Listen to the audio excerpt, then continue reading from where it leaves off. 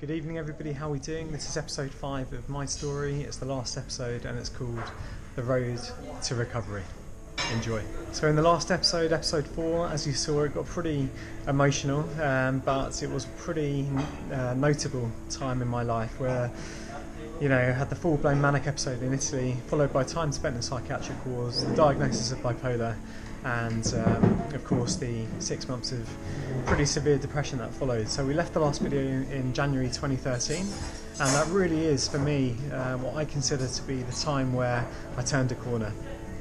And there's quite an interesting moment, I think, on the transition, and that was one particular day where I was in a terrible state of depression towards the back end of 2012, and there was one particular day where I was tasked with going up to the local supermarket to get some milk and some cereal, and that was it.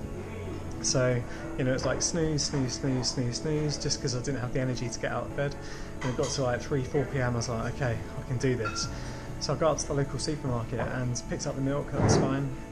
And then I turned the corner into the cereal aisle, and I was completely in shock, and my whole body was completely debilitated, and I couldn't make any choices, and I spent about 45 minutes in the cereal aisle trying to choose between bran flakes and Weetabix, which is all we ever have.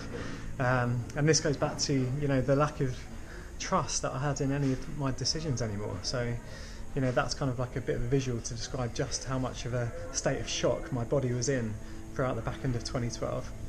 So anyway, I picked up the cereal after like 45 minutes of sweating in the aisle, and I'm walking home and I'm thinking, man, if I'm ever gonna get better and be happy again, I need to just strip it all back and start all again. And so that's what I did. Like the beginning of 2013, I just really started this cathartic process of stripping everything back and discarding responsibilities and stuff that just wasn't adding value to my life. And I was discarding physical items that were just kind of cluttering my mind, and it was a really positive first step to clear away all the excess, to make as much room as possible really to focus on my own health. And that's when I came across the minimalism movement, which is exactly what that's all about. So it's not just about physical possessions, but it's about discarding yourself from any anchors and things that burden you in life, to make as much capacity as possible for your health, relationships, your passions, your growth, and for me contributing to others, which is really important to me. So discovered minimalism, started doing exercise again, started eating well, and the medication was starting to play ball. And it took a lot of time. It took 3 years to find the medication that really did work for me. But of course, through that recovery period, going back to work part-time, socialising a bit more again, winding down the talking therapy to once a week instead of twice a week. There's all these kind of small incremental steps that I was taking to get back to a positive place. And I think when I think back to that time now, it's my family always that spurred me on to be happy again, my best mates, and I wanted to be happy for them. And so it was a choice. I made a choice to be happy again. It's just that it took some time to get there. And I went back to work part-time, like I said, and that started helping things because there was that kind of normality again. And it's not all smooth sailing. There were definitely some hypermanic episodes, so my mood, or kind of my gearbox, was still a bit broken, and I'm fluctuating between 5th, 6th, 7th gear and 3rd gear and 2nd gear. And my kind of, I don't know, these different kind of emotions were still all over the place, and it still wasn't quite a smooth process. So anyway,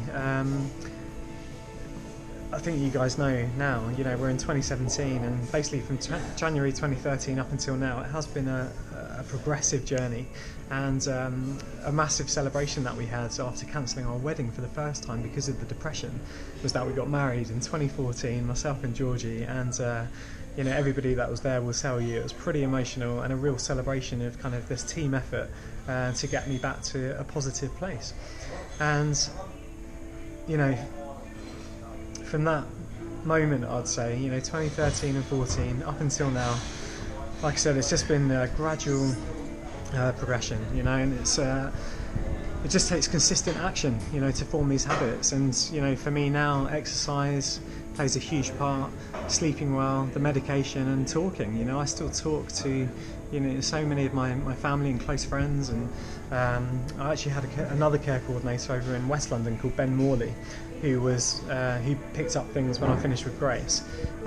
You know, so I was very, very lucky to have those professionals to talk to, if not once a week, then at least once a fortnight.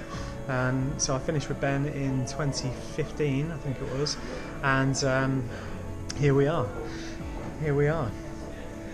nearing the end of this epic adventure and this team effort to get back to where I am today. And like I said, it hasn't all been smooth sailing. I've got bipolar disorder for life, and as you've seen on the adventure, I like to think that as a team we manage it well, and it just takes consistent action, you know, but I've made a decision to be happy again. I am happy, I'm extremely happy obviously, and I'm hoping that these story episodes reflect my gratitude to everybody around me who I love so much, who have helped me get back to this point.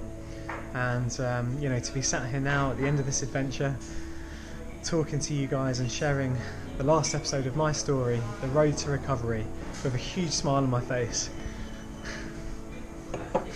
The celebratory beer is incredible.